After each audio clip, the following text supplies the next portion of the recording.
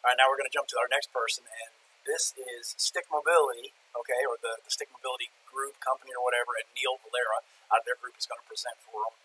He's going to show you some really cool drills to help like open things up and get mobile. And I did a podcast with these guys, one of the funnest podcasts I did. Their group is Stick Mobility, that's their company, but at the same time, they're all about all different kinds of physical training, and it's not just let's be mobile, it's let's be strong, let's be functional, let's be human beings who can really do and help other people. So make sure you find the links for all the performers, but also find the links for donating to Noah's Army. That's the whole point here today, to support that. Also the links for the event t-shirts, and watch my boys here because I had a lot of fun hanging out with them on the podcast. And make sure you should go check the podcast out after when you got time, because we're only going to be here for 12 hours doing this. But and really thanks to Neil and all you guys for putting this together for us. Thank you very much. Hey everyone, Dennis Dunphy, co-founder of Stick Mobility, here with Ray Bailey, one of our Level 2 certified coaches. We're going to show you guys a couple recovery moves that you guys can use after you've done all that strength training. So the first one is going to be thoracically focused. We're going to call this the slap shot. So Ray's going to take a nice wide base with his feet, and he's going to place the stick behind the low back parallel to the floor. So we have a 6-foot stick here. It's got a good amount of flex to it. It's nice and strong because we don't do passive stretching here. We always make sure that we're activating tissues so that we increase and own our ranges of motion. From here, Ray's going to go into his hinge position. Once he gets into his hinge, without shifting his hips or internally rotating his hips, he's going to bring his right end of the stick down and across his body, across his midline. When he gets to his end range, he's going to place the end on the floor. We need that for the added stability that we're looking for the shoulder complex. And now he's going to pull apart on the stick at about 40% tension. So that means about 40% of your max effort. His left hand is going up towards the ceiling. His right hand's going down towards the floor.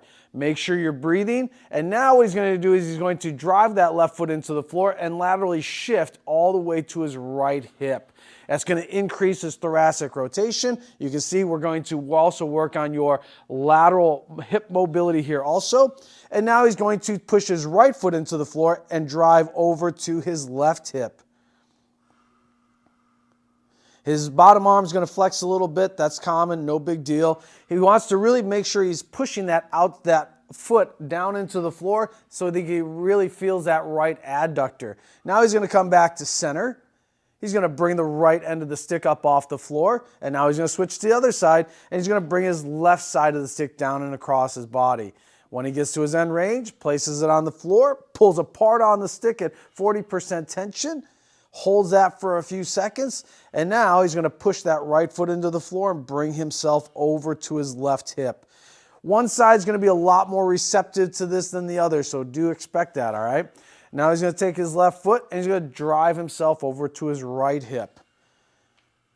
Once again, that bottom arm is going to flex a little bit. Don't worry about that. No big deal. He's pushing this foot down into the floor to really feel this left adductor here. He's going to stay there for a few seconds, not minutes, and then come back. He's going to bring the end of the stick up off the floor, and he's going to drive back up to his nice tall standing position. That's our slap shot. Open up that T-spine, get those hips moving on that frontal plane. Now, the next move that we're going to show you is our lateral bow and arrow. A lot of your movements need to have that lateral line involved. In fact, all your movements have to have that lateral line involved. So we use this movement to make sure that we start to lengthen and get strong in that lengthened position on that lateral tissue line.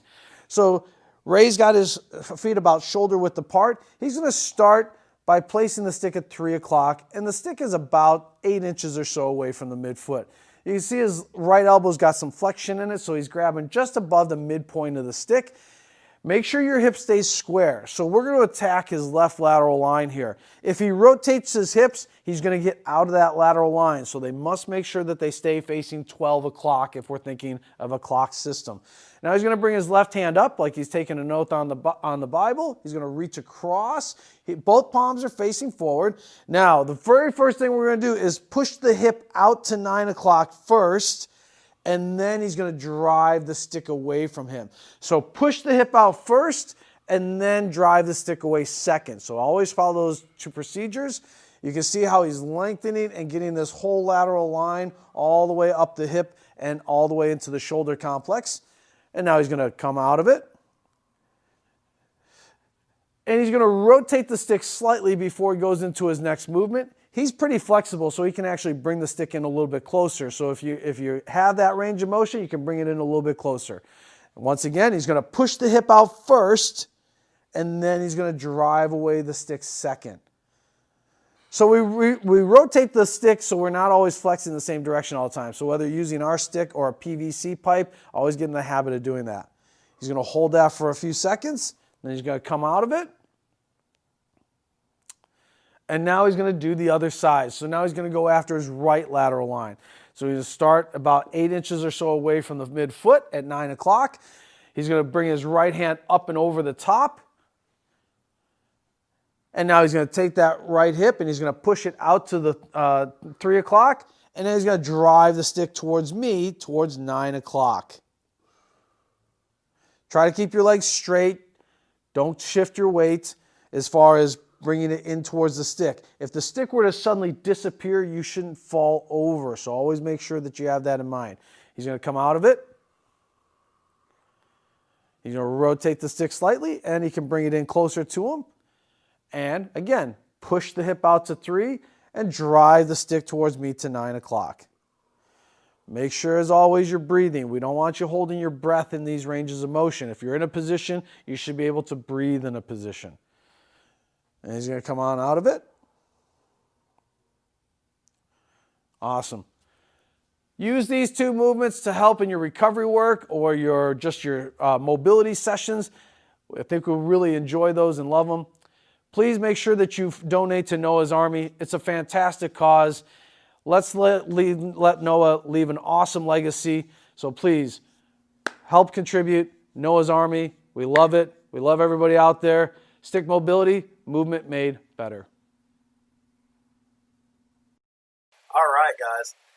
Thank you, guys. And I apologize. I messed up the names there. You guys, we were looking at where the emails come from and whatever.